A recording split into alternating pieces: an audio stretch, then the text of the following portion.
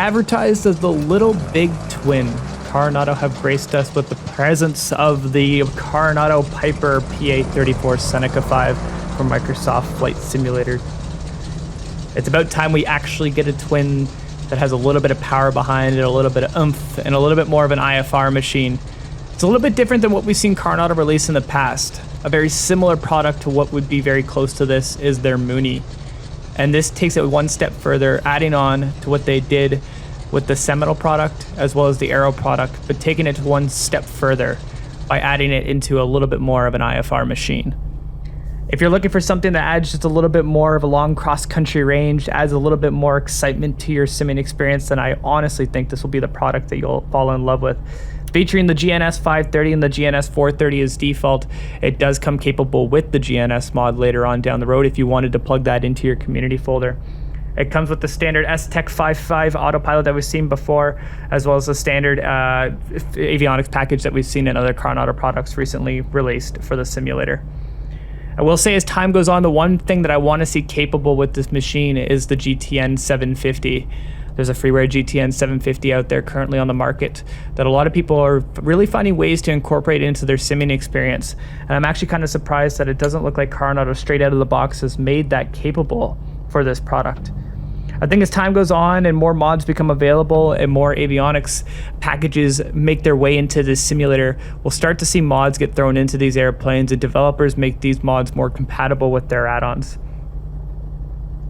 Moving on to the airplane itself, it sounds great, it feels great. It's honestly, probably to date, the best product that Carenado has actually put out, which really says a lot. But because if you're somebody that come back from the FS 2004, the FSX, and even the X-Plane days of having these products around, you realize that these products have been really eye candy based machines. They really haven't had the emphasis of flight modeling put to the test. I think this is kind of the turning point for Carenado, and if they really start putting their foot forward and really start taking the time to actually utilize the flight model and utilize the abilities that this sim is starting to incorporate, we're going to start having general aviation airplanes that really are fun to fly and are really enjoyable to have in the simulator. So treating it at 164 knots, taking you over 800 miles, this airplane holds 128 gallons of gas, taking you to probably reaches that you never thought you could reach in a light twin of this size. Reaching all the way up to 25,000 feet, it's really remarkable that an aircraft, once again, of this size is actually able to expand itself into such a wide variety of altitude, range, endurance, as well as speed. Coming with them really standard looking and really spiffy looking repaints as well. It's really going to spice up right out of the box the user experience right from the get-go. I think as time goes on, you'll see that third-party repaint makers will start to drop repaints for this add-on.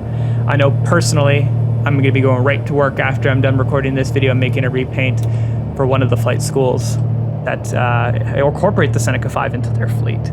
So without going into extreme detail and really trying to get the nitty-gritty of this airplane, because this isn't more so tutorial, but more so just my thoughts and my overall view on it, this airplane really kind of won me over within the first 5 minutes of flying it. And the reason why is you'll see me demo an engine failure in this video. And demoing of the engine failure just shows the characteristics and the little things from the prop just wiggling oh so slightly with the wind, just hitting it at a certain angle, to where if you want to do an in-flight restart, you pull the prop at a feather and then you add the mixture in and then you bring your power back up and it just fires without having to hit the starter switch. Once again, if you were to jump back to the FSX days and the FS 2004 days, you weren't able to do an in-air restart like this without having to hit the starter switch. But it's so nice to see that this simulator is starting to, or developers are starting to use this simulator to its full potential. As we know, the simulator lacks in some aspects, and I've said this from time and time again in these videos, that as the simulator develops, we're going to see more and more capabilities from sceneries, from aircraft developers, and so on and so forth. So I think it's just a matter of time.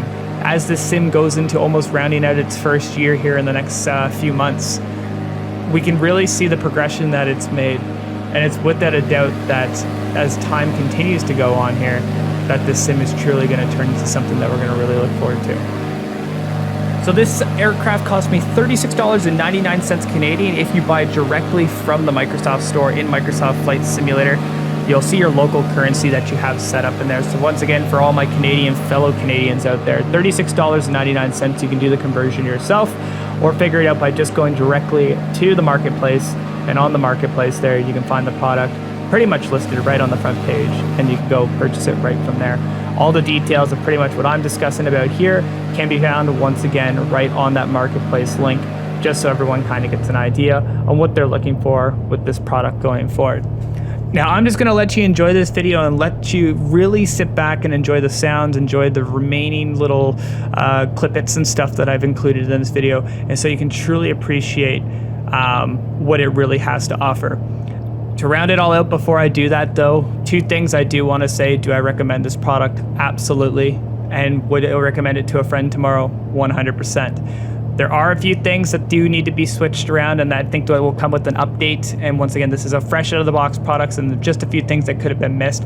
But some of the views are messed up, and I left that in this video where you can see some of the views are messed up a little bit, and some of the textures actually have some flickering associated with them too. So it isn't 100% flawless out of the box. And once again, any product that comes straight out of the box we know isn't 100% flawless. Look at the Aerosoft CRJ for an example. It had a very remarkable relaunch, as we all know. So just take it with a grain of salt and take this as it may be. I'm willing to bet that this product is going to win a lot of your guys' hearts over if you take the time to actually do your research, watch a video like this, watch a few other videos here on YouTube, and just take the time to think if this is worth the $36.99, then I think you'll be happy with it. So guys, enjoy the rest of the video, and until the next time, blue skies or white clouds, we'll see you then.